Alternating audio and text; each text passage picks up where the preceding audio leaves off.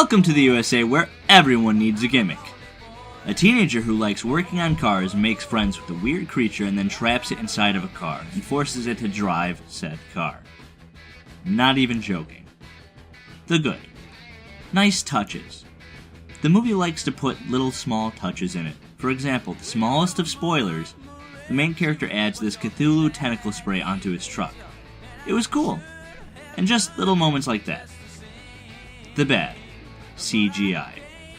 Oh my god, is this CGI bad. It's so noticeable next to anything else, and they try to interact with these things. There's a lot of computer-generated effects in the movie, mostly due to the monsters. Yes, monsters. It's in the trailer, it's not a spoiler. And even if it was, who cares? It's monster trucks. Pacing. It's all wonky. They try to go slow in the first 10 minutes, and then it ramps up the speed for longer, and then slows it down again. It's all messed up, and it goes on like that for the whole movie. Like the director was hitting the switch every so often from fast to slow. Romance. This romantic subplot has to be one of the worst I've ever seen when it comes to movies. The whole movie they try to build up these characters as if they had feelings for each other when the guy clearly doesn't, and then it tries to make it seem like the girl has feelings for him. But it doesn't seem genuine at all, and it's a shame because I love Jane Levy. Best character. Mr. Weathers. Only because he barely did anything to disappoint me. He had some mystery to him because he's in a wheelchair throughout the movie, but then he's driving a tow truck? Here's a new section I'm going to call The Helm, and it will only be for movies that have the Wilhelm scream. That's right, I'm going to start keeping track of it. For those of you who aren't aware, the Wilhelm scream is a royalty-free scream that filmmakers have used throughout most of film history. I'm going to play it now for you to hear, and you will recognize it immediately. Now that you've heard it, you can't unhear it. And every time you watch a movie with it, you will be sucked right out of it, like I am every time I hear it. Anyway, yes, this movie has it, and it is very audible. I won't say where, you have to watch it and try to point it out. Good luck, this is Monster Trucks. The Address. Why did I go see this movie at midnight? Kill me if I ever say I want to see a movie called Monster Trucks at 12:45. There were 3 other people in the theater, and they were looking at me just like I was looking at them. Why are you at this movie?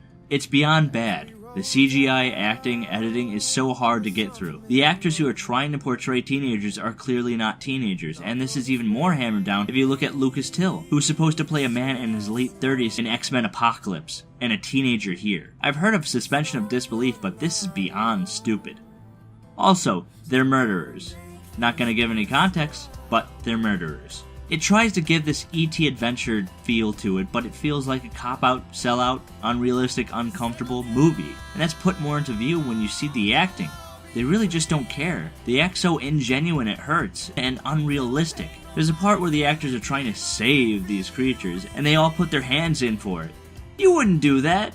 You're not gonna put your hands in and go, "Let's go, team," in the middle of this public corporation where they're keeping the creatures. Rob Lowe is also trying to portray this Southern oil tycoon, but he ditches the accent every couple of scenes, only for it to reappear again. I will say one thing. I always turn off my phone if I go to a movie theater and watch the movie. I get mad when people talk in a theater. I had to turn my phone on in order to get through this movie. It got so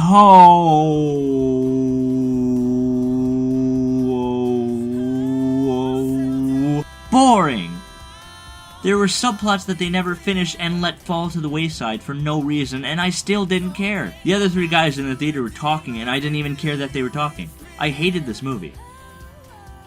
After the good, the bad, and the address, Monster Truck skits, no stripes. Clear your schedules, gentlemen. I'm gonna make this place your home.